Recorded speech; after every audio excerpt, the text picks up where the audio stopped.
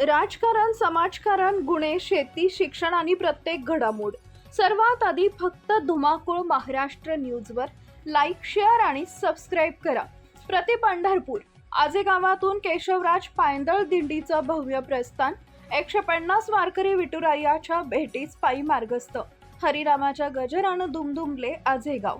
हरिनामाच्या अखंड गजरानं आणि टाळ मृदंगाच्या दंदनाटाने प्रति पंढरपूर म्हणून प्रसिद्ध असलेले आजेगाव आज भक्तीच्या सागरात न्हाऊन निघाले. केशवराज पायंदळ दिंडीचे 10व्या वर्षी पंढरपूरकडे मोठ्या उत्साहात प्रस्थान झाले.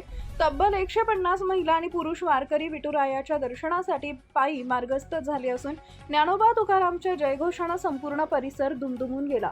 संत परंपरेचा वारसा जपणाऱ्या आजे गावातून निघालेल्या या दिंडीने पुन्हा एकदा वारकरी संप्रदायाची भक्ती, श्रद्धा आणि एकतेचं दर्शन घडवले.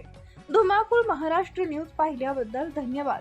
पुढील ब्रेकिंग अपडेटसाठी आमच्या सोबत रहा.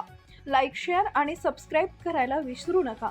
हिंगोली जिल्हा प्रतिनिधी प्रदीप वाघ पाटील, आजेगावकर, धुमाकूळ महाराष्ट्र न्यूज नेटवर्क.